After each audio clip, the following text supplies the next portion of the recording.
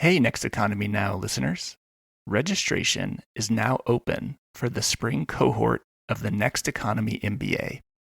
Starting March 24th, 2026, this 9-month facilitated learning journey is designed for entrepreneurs, activists, artists, community leaders, and others working on the front lines of the next economy.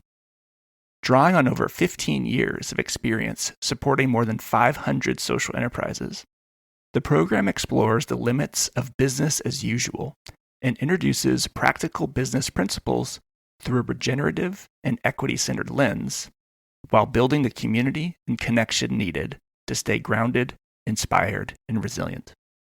If you're curious, join us for a free intro session to meet the facilitators and hear directly from alumni about their experience. You can also save 20% on tuition when you register before February 2nd during our early bird period. So learn more at lifteconomy.com/MBA. That's LIFT economy.com/MBA. Thanks for listening, and now on with the show.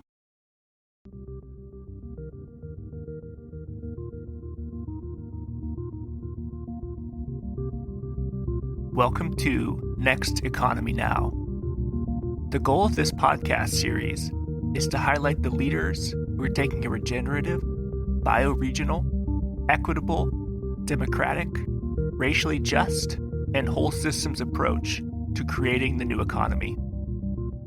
Welcome to Next Economy Now podcast. I am Erin Axelrod, and my guest today, I am joined by Zainab Salbi, a humanitarian author and media host who has dedicated her life to women's rights and global freedom.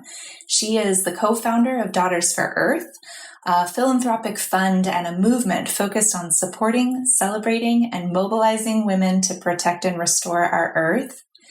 At age 23, she founded Women for Women International, which helped more than 460,000, almost 500,000 women survivors of war rebuild their lives. Honored with the Time 100 Impact Award, she has been recognized by Oprah Winfrey, People, and Harper's Bazaar for her groundbreaking leadership on behalf of women worldwide. Zainab, welcome to the show. Pleasure to be here. Thank you. I've had the honor of listening to you share your story in person in a packed hall at Bioneers, and I'm just curious if you would be willing to share a little bit with our listeners of your life experiences that have led you to be such a tremendous advocate for women's rights. Well, it all started by encountering injustice at a very close level. And that meant for me being in Iraq. I'm born and raised in Iraq. And there were many injustices around me, most particularly I grew up close to the then dictator Saddam Hussein, and I saw the fear and the crimes and all the things that he did, and that was done also to so many people who spoke up or spoke the truth or criticized. I also saw what wars do at a very close range because I grew up in that Iraq-Iran war, and how war really only is narrowly seen from only a male perspective because they are the soldiers and the political leaders, but it's rarely seen from a woman's perspective, which are basically the ones who are keeping life going in the midst of war. So all of that is to say, my life started with acute clarity about injustices because it was in my face, about power and the corruption of power also in my face, and about the choices we each have to make every single day, whether choices to survive, to stay in love, to be courageous, not to be courageous, all of the complexities of all of emotions. It's much later in life when I came to America in 1990, I noticed in the Western world, at least in America, it's very black and white issues. Not anymore today, but for the longest time, it was good people, bad people. It was courageous people, coward people. It was this, it was this. And living in complexities of wars first in my own upbringing in Iraq, and then as the founder of Women for Women International, who operated in wars and worked with, actually the number right now is 1 million women, and we distributed $240 million to them. What wars teaches is that there's complexities of emotions. They're not straightforward. There's no one is actually just that or just that. These are all emotions.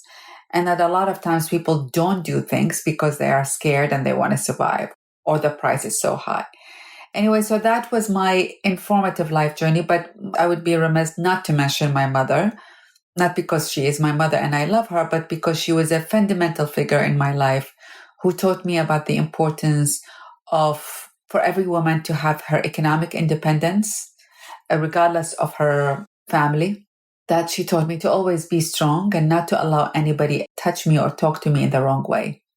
And this mother's wisdom about women's freedom and about the power and the importance of women's independence has really stayed in me, ingrained in me, and carried me through the years as I came to America in very unfortunate circumstances through an arranged marriage, as I witnessed my own country go in a war with America, as I'm living in America and Iraq is being in war, as I was forcefully disconnected from my family for 9 years, as I went through abuse and love and all the emotions that comes all of it, my mother's teaching and the awareness of that clarity, that we are to stay independent, that I am to speak my truth and stay in my truth, that I am never to allow anybody violate my integrity, no matter who they are, and that this world is a very complicated one, and I am to give the best out of me into this world, is what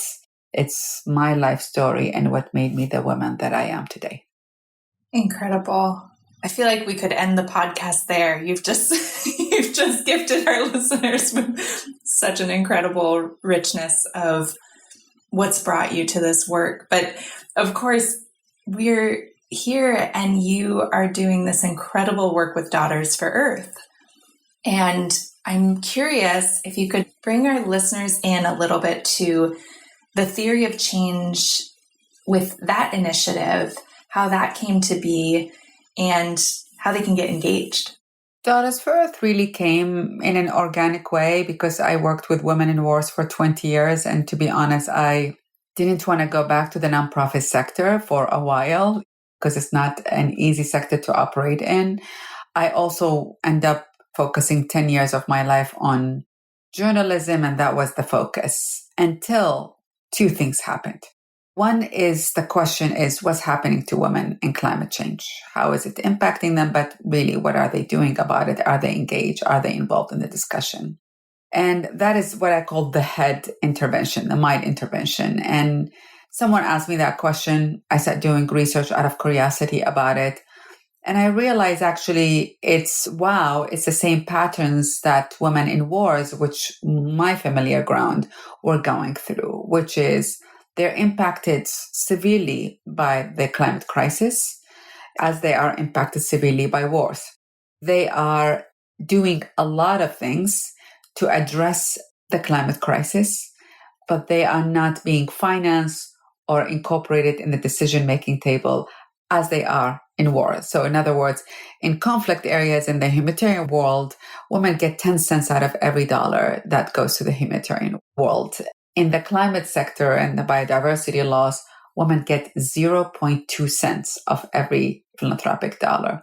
In the world of war and peace, women are rarely included in defining peace and even defining war. And when they do, actually, peace lasts a lot more than when they're excluded. In negotiations of climate, we are engaged. Of course, there are individual women who are engaged in their capacity, but the discussion that we can solve the climate crisis without the full inclusion of 50% of the population is not necessarily in the public awareness. At least I would argue that it's still not, but it was much more a few years ago. And so it was in response to that Daughters for Earth started. It's like, heck, we have to change this. This is not right. No crisis can be solved without the inclusion of women. And this is the mother of all crises, climate change and loss of biodiversity. And for sure, it cannot be solved without the full engagement of women. And then the second thing happened is I personally, around that time, had a severe illness and I almost lost my life. And as a result, I spent the entire time for a year and a half in nature, exclusively in nature, because I was very frail and I was very sick.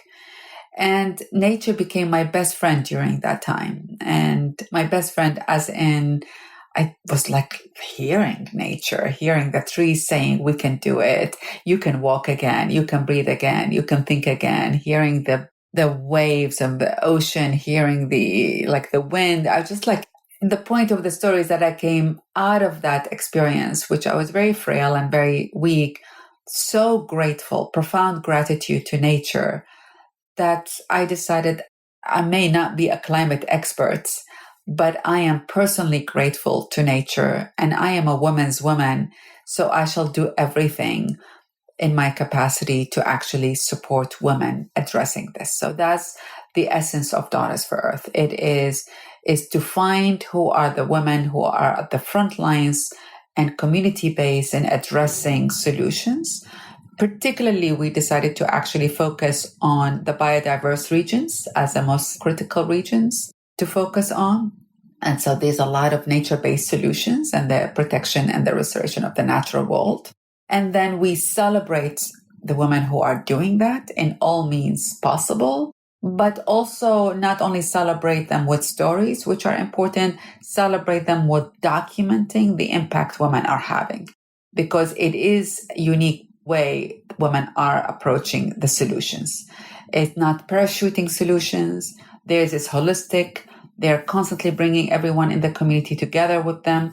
They are creating lasting change in behavior towards nature and attitude towards nature. And they are creating local economic activities centered around the protection of nature. And so we're realizing after 3 years of supporting more than 200 women-led efforts in 50 countries that, wow, women actually are having a triple impact, not one impact.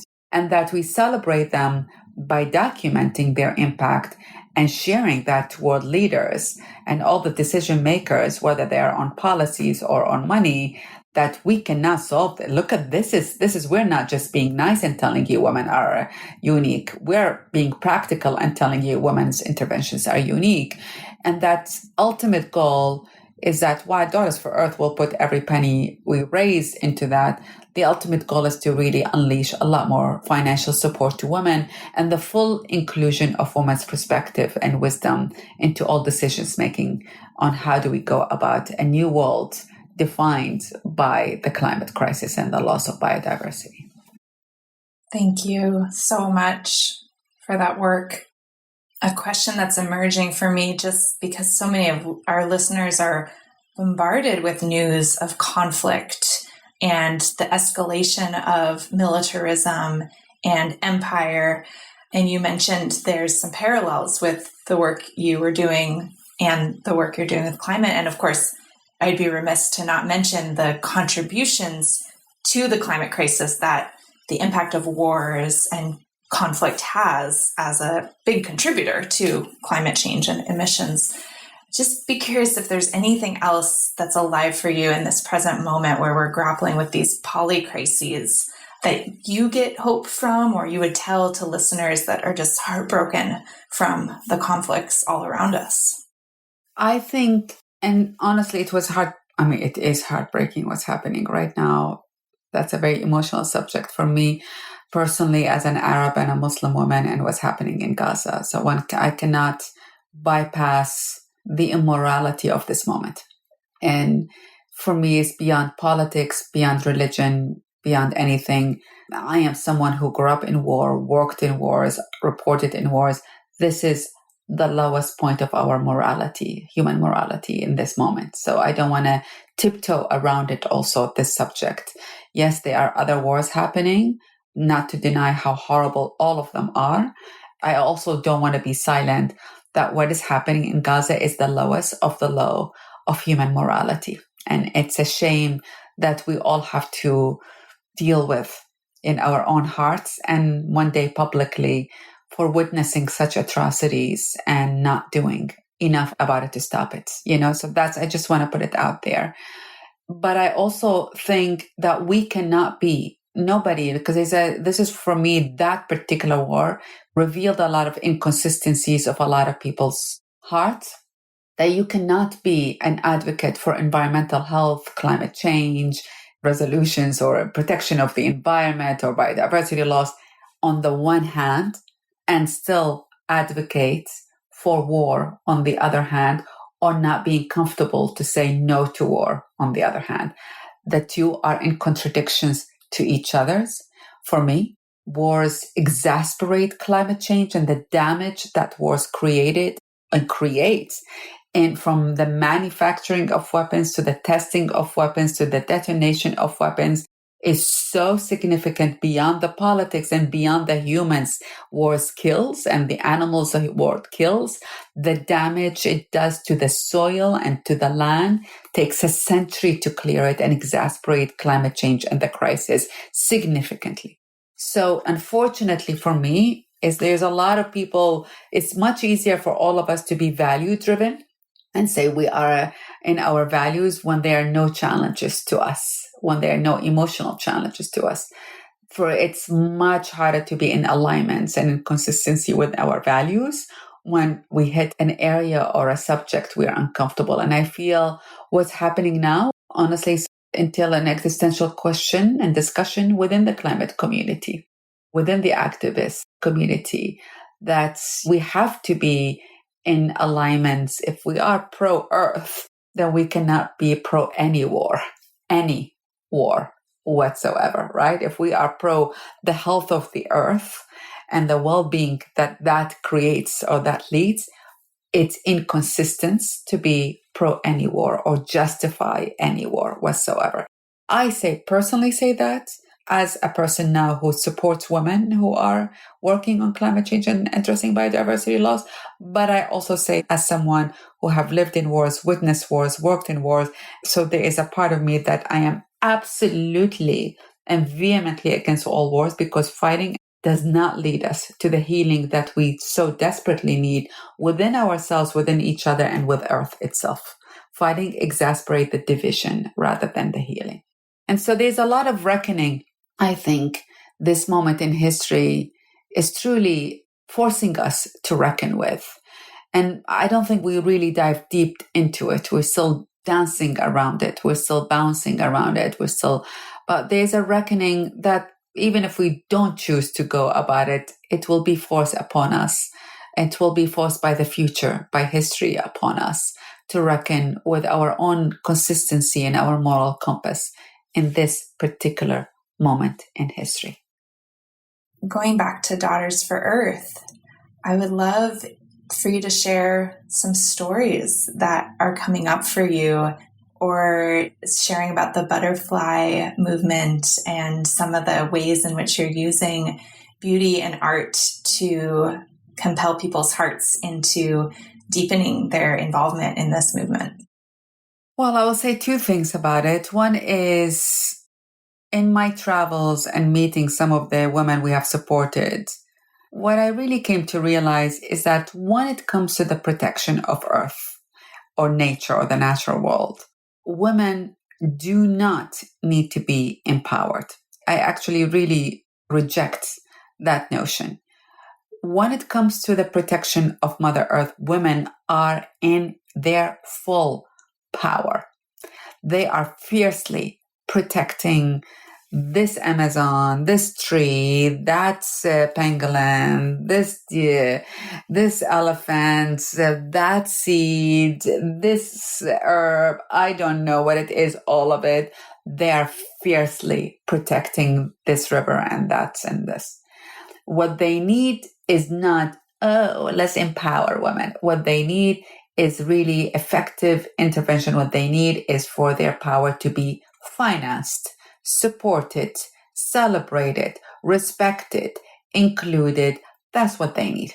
And so that's where, when it comes to Daughters for Earth, for me, there is not one story. There are many stories. You are, frankly, a story as well, right? So there are many stories. I would say go to our website, discover these stories, because then the second part is, it's not the butterfly effect, it's the hummingbird effect. And we center all of our storytelling around an African fable told by the late Wangari Maathai, which is about a forest fire where the animals lived together and suddenly there was a fire. And most of the animals rushed out of the fire and ran away and scared for their homes and all of that, except for a tiny hummingbird. The tiny hummingbird rushed to the local river, took a drop of water and rushed to the fire and dropped it on top of the fire. And kept on going this back and forth, back and forth, back and forth. And the other animals criticized the hummingbird. Oh, but your beak is so small, but your drop of water is so small. You can never turn off the fire with this. And at one point, she looked at them and said, I am doing everything I can to turn off the fire, even with my small drop. Instead of criticizing me, why don't you join me?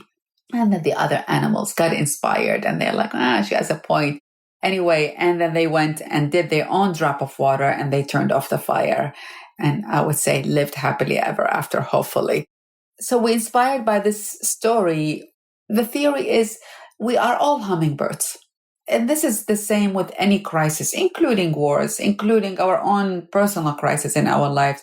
That choice of constantly, do you want to sit on the side, on the margin, and just say, oh my God, this is happening? Or do you want to do everything possible and not judge how small your drop is or how big your drop is, but do you judge, are you doing the drop to start with, right?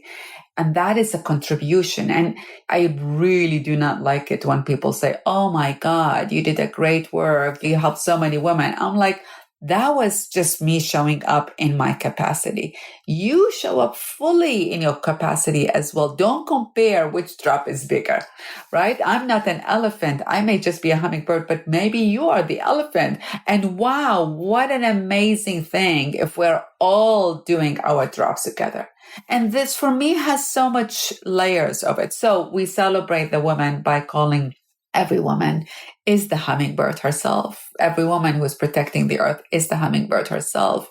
You are a hummingbird. Anybody can join the Hummingbird Effect by going to Daughters for Earth and become a hummingbird and get your hummingbird avatar and all of that. But also you do what you can. Right? Yes, there is policies. Yes, there is about big money. Yes, it is about big companies and corporations. It is all true, but it's also never underestimate the power of the individual and never underestimate what we each can do in our community. So we share the stories of the women we support, not only to celebrate them, but to really educate the public. What does it mean to protect the natural world in your community? What can you do to shift your behavior towards consumption or towards nature or towards whatever? Like that is upon us. So we can say, well, none of us can make a difference, or we can say, I'm going to be like the hummingbird and do everything possible, right? And push for the big guys to also do, but don't wait for them to do. We are the people. And never, and as Margaret Mead says, never underestimate the power of a small group of people making larger, significant change. That's how movement starts. And this time, it needs us all to be inspired by the hummingbirds.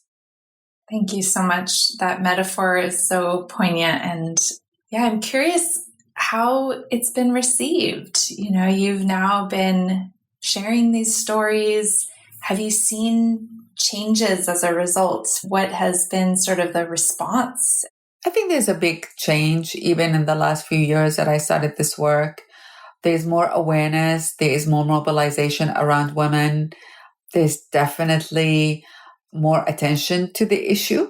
So there's I would say even from when I first started looking into the issue of women intersectionality with climate change and biodiversity loss, there's a lot more momentum. It's still at the early phase. I always tell people, don't celebrate yet. We are very early on, right? There's so much more work to do, but we also don't have time. I mean, we are on a mission to prove the effectiveness of women's work and in a measurable way by 2030, which is a major year in the world, basically. And so we all have to coordinate, collaborate, do whatever it takes. So there's a lot of momentum. I'm happy with where the momentum is.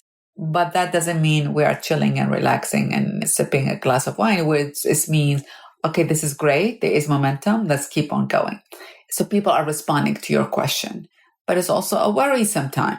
I don't want to deny that this is worrisome time, and not because there's horrible wars happening, but because the philanthropic community has just, or landscape rather than community, has just been impacted with significant cuts from government that has directly and indirectly impacted every single person who is in the philanthropic world or in the nonprofit world, right?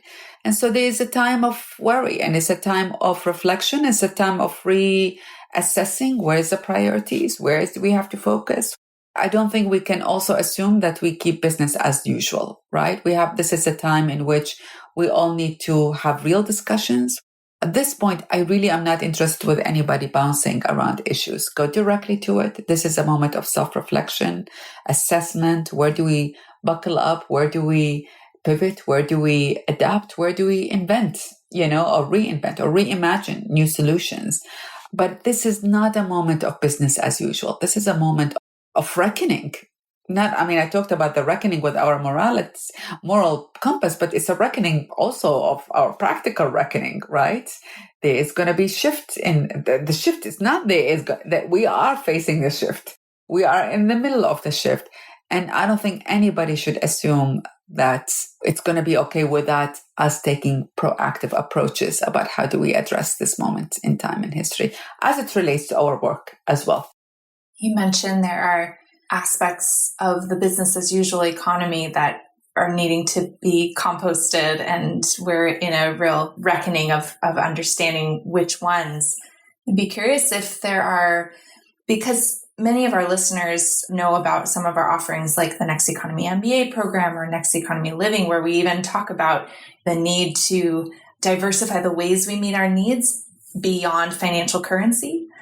And I'd be curious if there's other aspects of the business as usual economy that you'd lift up, that maybe some of the women that you are working with or anything that comes up for you. I'm not an expert on that, so I wouldn't have anything to contribute to this other than I think you are the expert on that, right? Daughters for Earth is not here to say this is the path. We are to support those who are looking at pathways. So it's not us saying this is the path and this is what we're doing and this is what you have to do. We're not implementing. We are a funding agent, basically, that is to support. There are many pathways in my observation as we talk with many different women's groups, right? I also don't know which one is going to be the successful one and which is going to be the failed one, right? And I think it is okay for us. I prefer groups or people who are trying at the different pathways rather than assuming it's all okay, right? And I don't care if the trying will succeed or will fail. We don't know. None of us know, right? But this is the moment of activation, basically, of reimagination.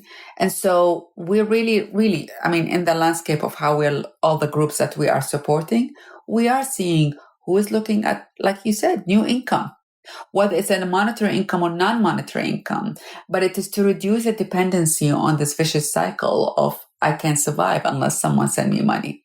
And so we have to look into how do we look into these economic models. I think a lot of them that I'm gravitated to is regenerative economic models, community-centered, but they don't also have to be exclusive. For me, it's be open, see what's possible, see what could be viable, support it if you can, and then follow up and trust something is going to come out. So for me, it's less which I'm advocating for because I can't advocate for any of them. I am not living and breathing in the advocacy. I'm in the supporting these shifts, right? I can tell you what I'm doing in my life, which is much more community oriented, much more regenerative oriented, much more having my own whatever yields and farming, whatever. So I can actually, so it's going into the community oriented, but that doesn't also mean anything. Like there are people who are in the cities. That doesn't mean that, oh my God, all of us are going to be in rural areas, right? So I'm not attached to any one outcome. I'm attached to outcomes that are innovative, that are anchored on healing, that are anchored on respect to nature and to resources of nature, that are anchored with a new connections in our hearts with each other, with the divine and with nature, that are anchored on justice and fairness and equality and distribution. These are basic principles. I think they are different economic models, and we are to see which one is going to thrive. But we are, for me, in a sad moment in history and an exciting one all at the same time.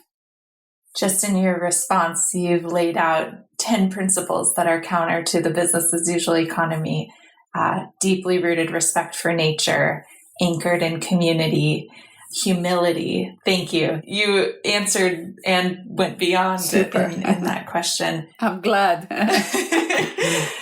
As we bring our conversation to a wrap, I'm so eager that our listeners will go to Daughters for Earth and learn about the stories of these leaders that are transforming the way we can even conceive of addressing climate. And I'd be curious if you could share what support could you and Daughters for Earth use right now? Oh, I would love for everyone right now to go to daughtersforearth.org, become a hummingbird. And that means you get a free graphic novel every single month telling you a story of a woman on the front lines of addressing the solutions.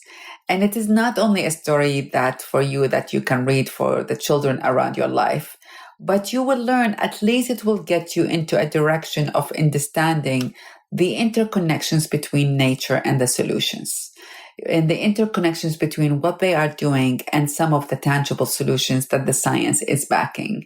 And it gives you ideas for how you can join the movement, how you can be a hummingbird, how you can be part of the Hummingbird Effect. I think this is a time where we just, if we each join, to be honest, that's the biggest feedback I want, is for people to go and join.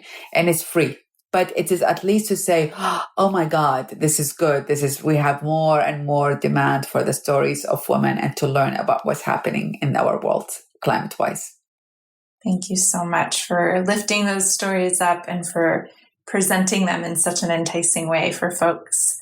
Is there anything else that you would share with our listeners that we haven't covered that you want to leave folks with? No, I would just say, what are we speaking now? It's like a middle of the year, maybe. This is such an important time. It's a sad time, but it is a time that it's an appeal for everyone to show up fully in all the ways you can.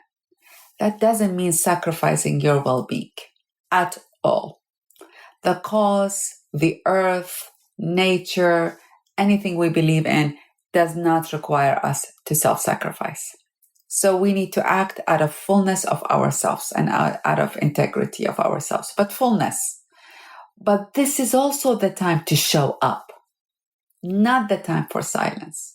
It is the time to show up in all ways we can, more than ever, and in love, because it's so easy to choose anger and bitterness and accusations. This has not served us, it's not serving us. So we need to choose to be in love in all our relationships.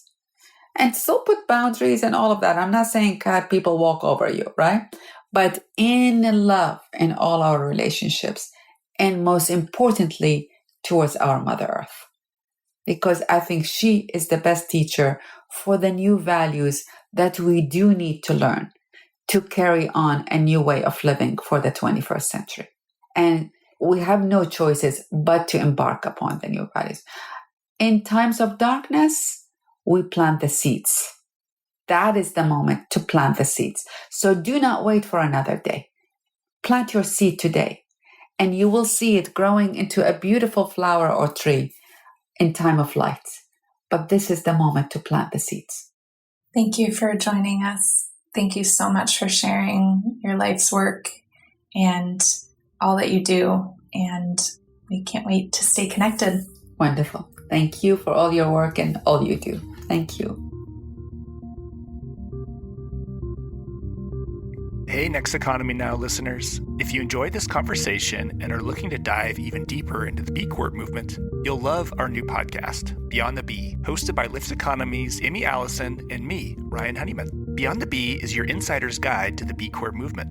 You'll learn about the new B Corp standards shaping our community, how the B Corp movement is navigating the various tensions and challenges of growth, and how businesses like Patagonia are putting their commitments to people and planet in practice. Check out our latest episodes and free resources at lifteconomy.com/beyond.